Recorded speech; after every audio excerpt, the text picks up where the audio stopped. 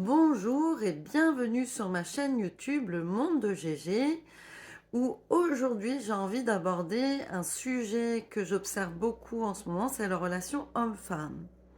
Les relations hommes-femmes, pas que dans le sentimental, hein, ça peut être aussi les relations hommes-femmes dans les relations en général, c'est-à-dire dans le côté familial, avec nos enfants, nos parents, dans le côté amical et dans le côté professionnel ou entourage, des rencontres plus éloignées, on va dire. Déjà, pourquoi sur Terre, il y a des hommes, il y a des femmes, en dehors de la procréation, on va dire, qu'est-ce qui se joue ici dans la relation homme-femme et surtout sur le point de vue énergétique. Et c'est ça que j'ai envie de parler aujourd'hui, c'est qu'est-ce qui se passe sur le plan énergétique quand on est une femme et quand on est un homme. Donc je suis déjà allée voir l'origine, qu'est-ce que on vient faire sur Terre. Pour moi, la Terre, c'est une école de l'âme où on vient apprendre à retrouver notre nature profonde, qui on est vraiment, et le but des, alors je dirais 40, 50 premières années, c'est d'aller se confronter à ce qui nous fait souffrir, nos blessures de l'âme. Et tout ça, ça se fait grâce aux relations et les personnes avec qui on rentre en relation. Donc apprendre quoi? Apprendre ou réapprendre ce que l'on a perdu. Alors perdu ou en fait, ce que je ressens, c'est que l'âme, elle décide d'aller expérimenter un pôle. Une polarité masculine ou féminine, de s'incarner dans un corps masculin ou féminin. Et donc, dans ce cas-là, quand elle s'incarne dans un corps masculin, il va y avoir comme un manque du côté féminin. Et pareil pour la femme, si une âme s'incarne dans un corps féminin, il va y avoir un manque du côté masculin. Et donc, c'est de voir que à chaque fois qu'on va rencontrer quelqu'un du sexe opposé, qu'est-ce qui va se jouer, etc. Donc, ça commence par nos parents, et puis nos frères et sœurs, et puis petit à petit, au fur et à mesure de notre évolution, on va pouvoir commencer après à aller vers de l'intime, avec le sentimental, vers comment dire, du parental, avec nos enfants, si on a des enfants. Donc on va étendre en fait nos relations. C'est grâce à ces relations qu'on va pouvoir apprendre ou retrouver qui on est. Mais énergétiquement, c'est intéressant d'aller voir ce qui se passe aussi.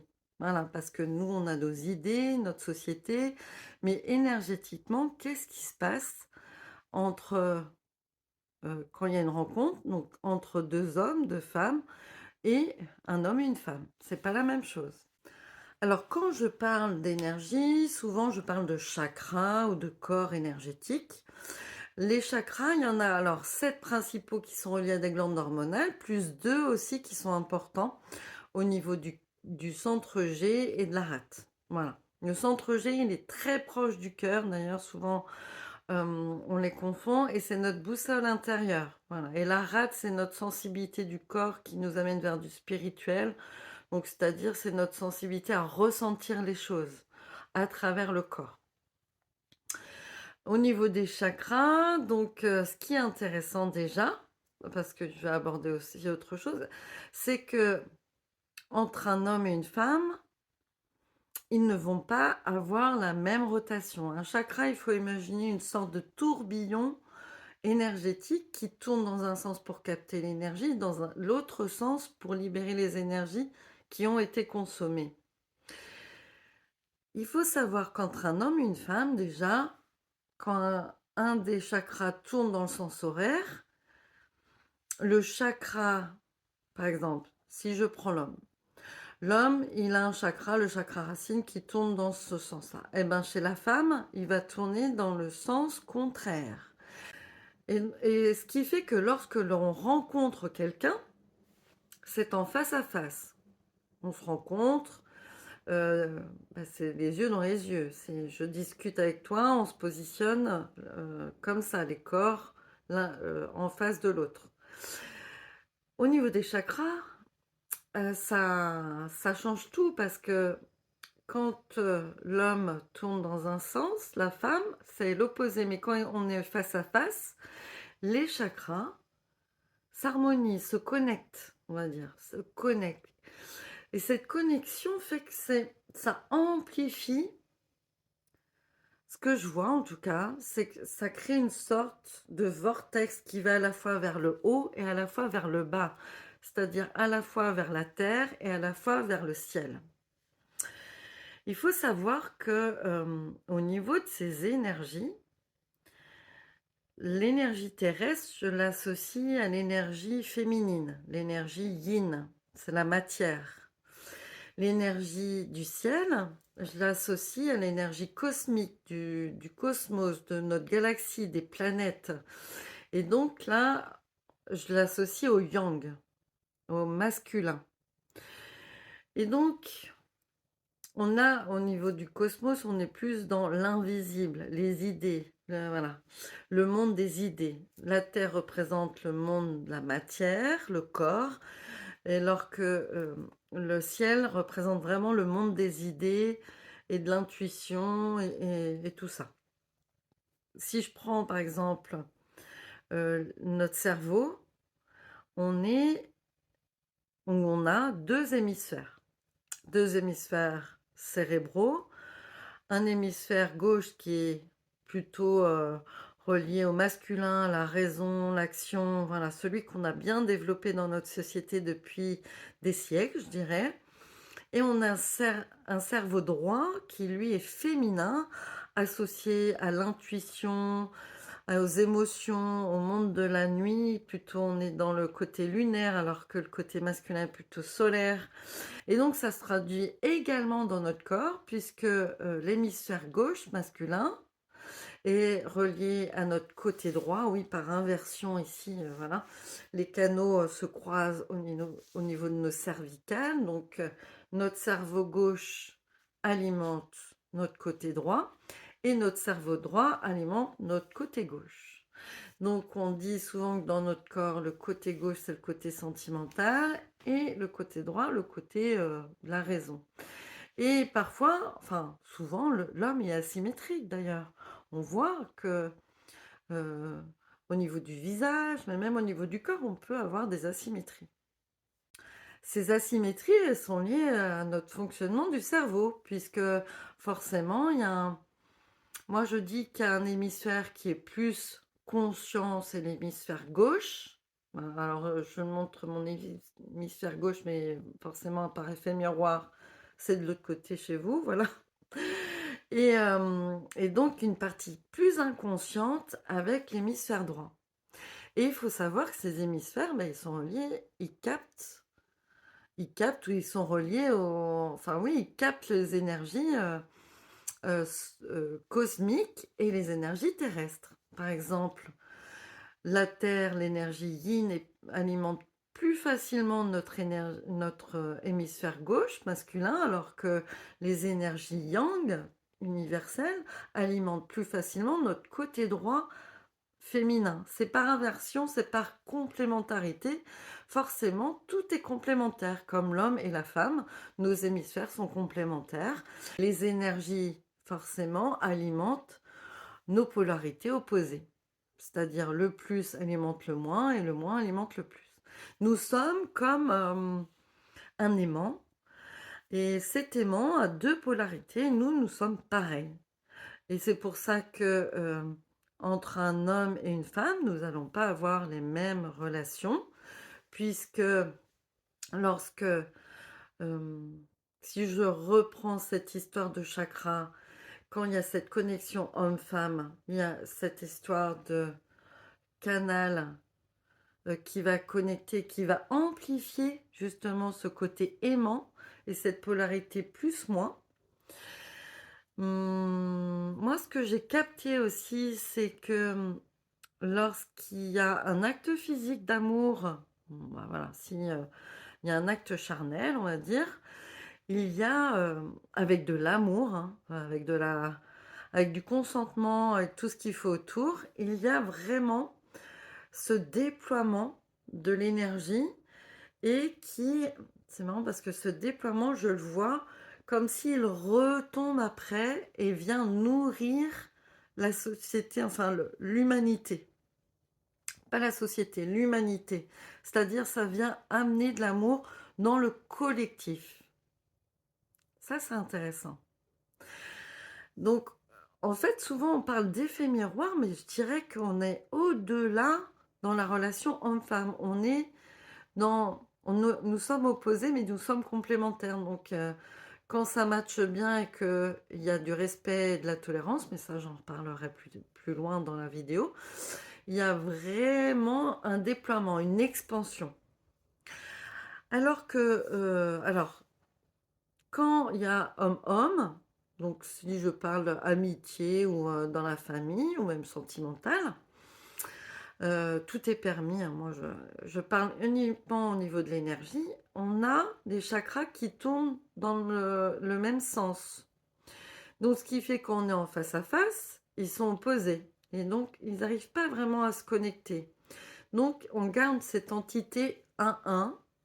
Et il y a l'énergie quand même qui se mélange au niveau des chakras, mais ça fait plutôt... Alors, ce que je vois, ce que je ressens, c'est plutôt une expansion horizontale. Voilà, c'est ça. Plutôt une expansion horizontale où on est amené justement à travailler sur la relation, notre ego, bien qu'on la travaille beaucoup au niveau homme-femme. Mais là, on voit bien l'effet miroir. C'est tu es le reflet, tu es mon reflet, on a le même sexe, on n'a peut-être pas la même façon de fonctionner, on n'a pas eu la même histoire, la même enfance, mais on est quand même identique. Et c'est vrai qu'on parle de solidarité masculine ou de solidarité féminine, mais ça vient de là. Voilà. On se ressemble, on se reconnaît, on a les mêmes besoins souvent. Au niveau énergétique, il y a autre chose aussi qui se passe, et ça peut être individuel, mais les relations hem, peuvent venir aussi, la stimuler, c'est la Kundalini. La Kundalini, c'est, un mot sanskrit qui veut dire montée d'énergie en bon, je résume, mais pour moi, c'est comme ça que je le vois, c'est une montée d'énergie et la montée d'énergie dans le corps se traduit par une montée de conscience. Et quand on monte de conscience, ça veut dire qu'on a fait le ménage dans nos vies, dans, nos croyances. On s'est libéré des choses qui appartiennent au passé, de notre passé à nous, mais surtout du passé, collectif de nos ancêtres, le côté, transgénérationnel puisque nous venons, rencontrer un ADN au moment de l'incarnation et cet ADN, c'est comme si l'âme, elle choisissait les gènes qu'elle veut activer pour son apprentissage. L'âme, elle a un projet, comme une thèse, un projet sens. C'est une sorte de thèse qu'elle a à faire, on va dire, où elle est amenée justement à se libérer de ce qu'elle est venue rencontrer. Ça peut être lié à des blessures de l'âme, venir surmonter les blessures de l'âme. Ça peut être lié à des peurs comme du manque d'argent. Ça peut être lié à la violence ou à on veut se libérer de la manipulation, de la culpabilité. Voilà. Et l'âme, elle a un projet qui peut, euh, qui peut avoir plusieurs sujets si on veut. Mais l'âme, elle a un projet. Et c'est vrai que la Kundalini, quand, on travaille et quand les relations sont bonnes et qu'elles nous font avancer, évoluer, comprendre qui on est, la Kundalini peut alors monter, grandir, accroître. Et là, en augmentant, elle, permet justement d'augmenter sa conscience et de retrouver petit à petit qui on est vraiment, le travail initial. Donc c'est tout un travail qui s'organise dans l'énergétique et dans l'humain, le corps. Donc si j'en reviens à l'histoire entre les hommes et les femmes, effectivement, on vient d'une histoire compliquée. d'une histoire où effectivement on était plutôt dans un cycle d'incompréhension entre les polarités, les hommes, les femmes. Et aujourd'hui, on est dans un monde en évolution où la femme, elle prend de plus en plus sa place. Je ne dis pas la place des hommes. Elle prend de plus en plus sa place et forcément qu'en prenant sa place, ça vient titiller l'ego des hommes. Puisqu'avant, la femme était plutôt au service de l'homme et donc était dans un mode sacrificiel de son temps, de son âme, de sa vie. Aujourd'hui, forcément, en prenant sa place, elle sort de ce côté sacrificiel et ça vient réveiller l'ego de l'homme. Et ça vient bouleverser les habitudes dans le couple, dans la famille, mais aussi au niveau amical et au niveau professionnel. Ça change à tous les niveaux et donc au niveau de l'humanité tout entière, puisque les relations, elles ont plusieurs niveaux, forcément, hein. Mais petit à petit, on va vers l'humanité, puisque l'humanité, on est un ensemble sur une petite planète dans une galaxie très grande, où c'est le seul endroit où il y a la vie. Après, dans l'univers, oui, mais dans notre galaxie, nous sommes la seule planète où il y a de la vie. Et donc, ce qui est intéressant aussi, c'est comment on en est arrivé là. L'histoire, elle est là, hein. Mais pour moi, c'est un cycle. Pour moi, la Terre, elle a des grands cycles qui va vers des choses plus masculines, on va dire, où l'homme prédomine, et puis des choses où c'est le féminin après qui remonte. Là, nous sommes dans une phase d'ascension de l'ère féminine, donc de l'émissaire féminin qui prend le dessus. Et donc, la femme aussi, forcément, si l'hémisphère féminin prend le dessus, la femme prend sa place. Et le but, c'est de trouver l'équilibre entre le masculin et le féminin. C'est pas de dominer les hommes. Le but, c'est vraiment de trouver cet équilibre en nous pour le manifester en dehors de nous. Pour moi, c'est pas la lutte. On n'est pas le féminisme, c'est pas la lutte contre le masculin. C'est la lutte pour le féminin. Sauf que parfois, peut-être qu'il y a des amalgames où on confond un peu.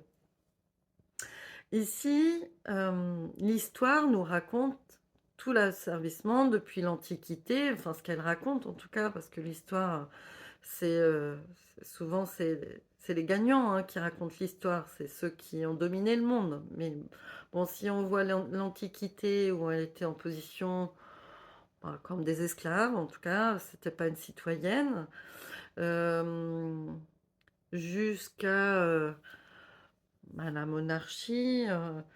Bon, en tout cas, oui, on voit bien que il y a eu beaucoup d'asservissement, il y a eu un renouveau un peu au niveau du Moyen Âge, du respect en tout cas, pour ensuite venir à l'Inquisition, où là on brûlait les femmes parce qu'elles avaient un savoir qui vient forcément des idées, du monde du cosmos, le monde des idées. Je voulais revenir aussi sur la période de l'industrialisation, donc dans les années 1800, où l'homme, mais il a commencé à aller travailler à l'usine.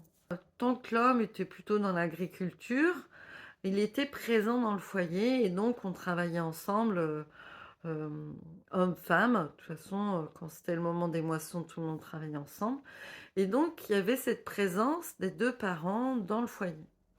Sauf qu'avec l'ère industrielle, on a vu aussi ce côté, l'homme part du foyer pour aller travailler pendant 10 heures, parfois plus. Et c'est là que l'homme est vraiment parti du foyer. Finalement, avant, il était là, mais la femme était asservie.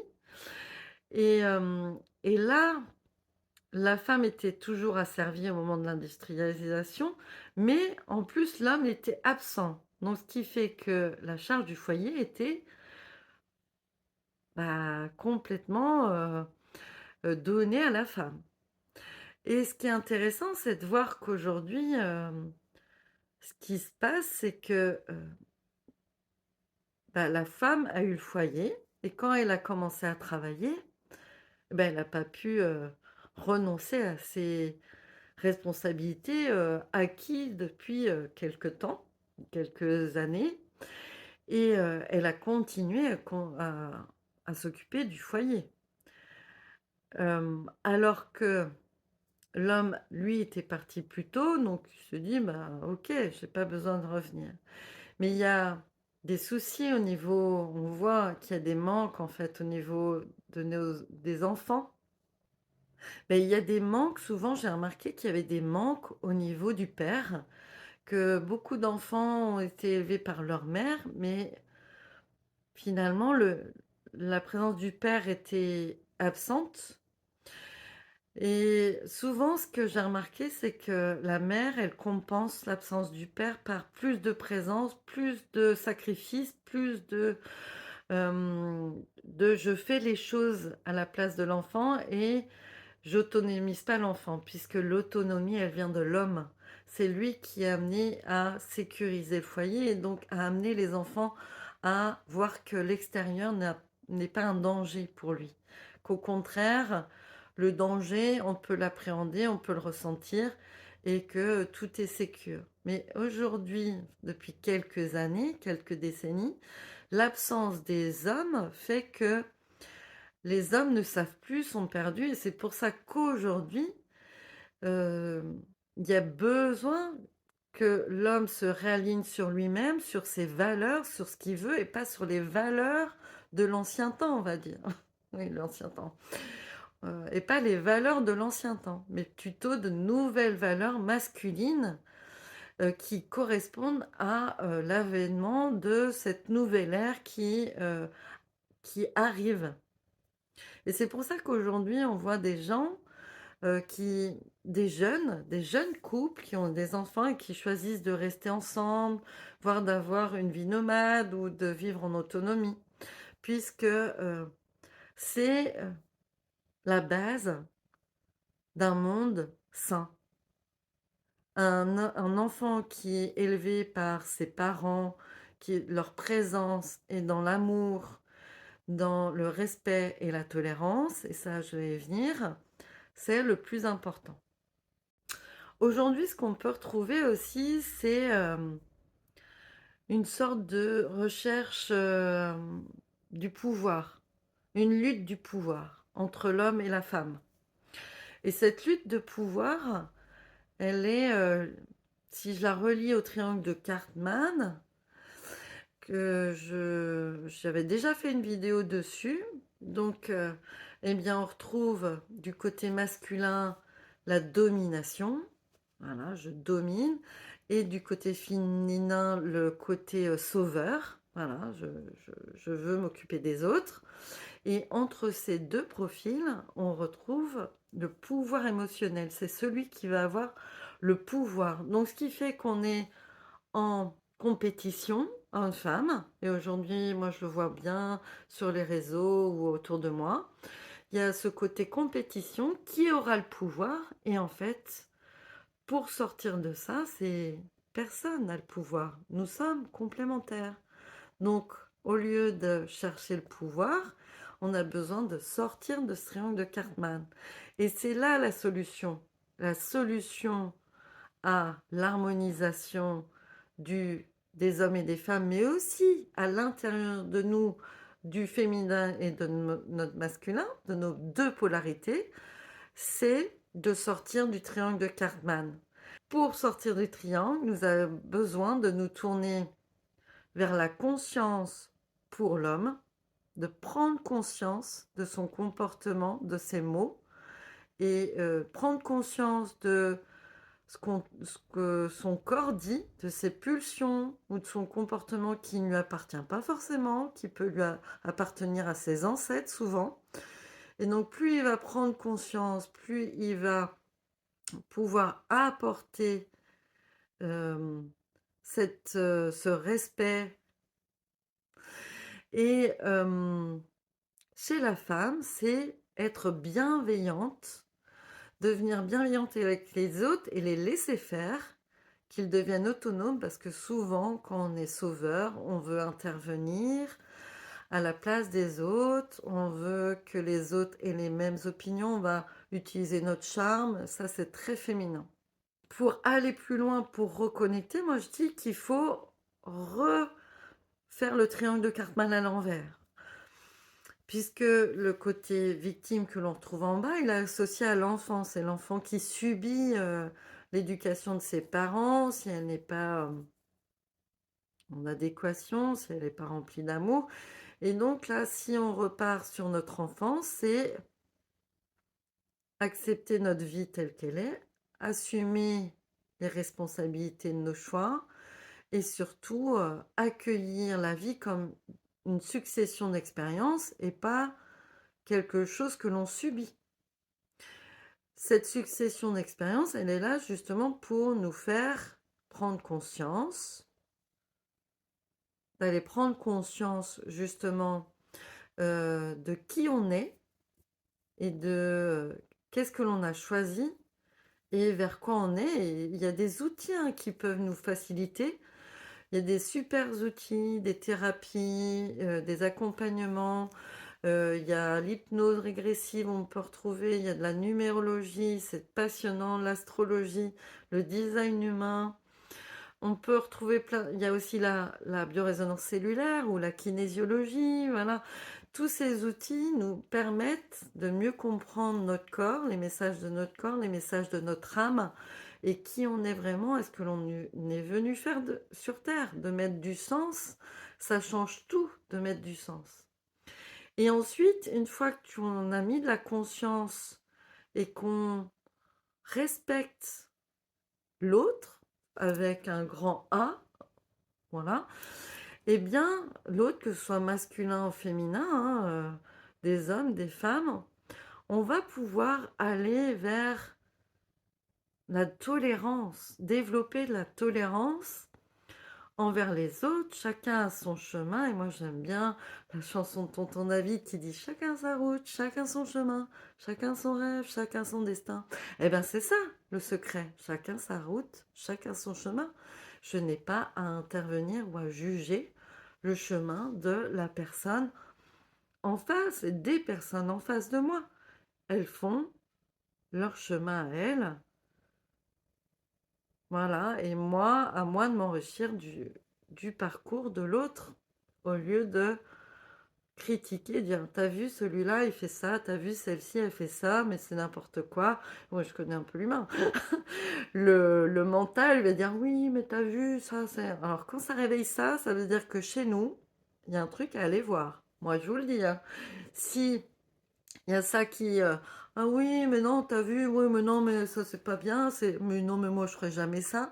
C'est que personnellement, il y a un truc qui n'est pas vu chez soi et qu'on a besoin d'aller voir. Là, il y a un effet miroir. On le voit, hein. Et donc, c'est très intéressant d'aller pouvoir développer cette tolérance, ce respect et cette tolérance. On a mis le consentement en France et là, c'est une super avancée. Le consentement, c'est le respect. Donc, on est déjà sur je mets du respect, je demande à l'autre, que ce soit un homme ou une femme, hein. Euh, ok, souvent les hommes, c'est les hommes qui ont des pulsions, mais moi j'étais avec quelqu'un qui, voilà, hein, ça arrive, et donc ça peut être une femme qui a plus de désir qu'un homme, et ça, il n'y a pas d'importance. Donc, eh ben, le but, c'est quand même que l'on soit un homme ou une femme, d'aller demander à l'autre si il a envie de ça, que ce soit pour le sexe, mais pas uniquement pour le sexe. Ça peut être pour tout. Ça peut être pour faire un câlin, pour être touché, pour, euh, pour dire des choses, voilà, ça peut être pour tout. Le consentement, en fait, c'est du respect en barre. Voilà. Donc, aimons-nous les uns les autres. C'est pas une chanson, ça. Aimons-nous les uns les autres. Bon, aimons-nous vivants. Ah oui, tiens. Aimons-nous vivants, c'est un vieux tube des années 80, je crois. Bon, bref. Aimons-nous vivants, aimons-nous tel que l'on est. Et, euh, et on s'enrichira des autres. C'est ça le plus important. Donc, sur ce, merci beaucoup de m'avoir écouté. J'espère que les petites graines vous font du bien et voir comment énergétiquement, comment ça joue ces relations et et après faites tout ce que vous voulez, hein. Vous pouvez être gay, pansexuel, asexuel, voilà. Mais il faut savoir que l'énergie sexuelle, c'est l'énergie vitale, c'est l'énergie de vie. Donc c'est celle qui nous amène la créativité, l'intuition, l'envie, la motivation. Je suis en vie, l'envie de danser, de chanter, de jouer et d'être en vie, en fait, tout simplement. Allez, sur ce, des bisous. Partagez, likez, commentez, posez-moi vos questions, faites ce que vous voulez, mais voilà, interagissez si vous en avez envie. Faites-le avec le cœur surtout. Gros bisous, à bientôt.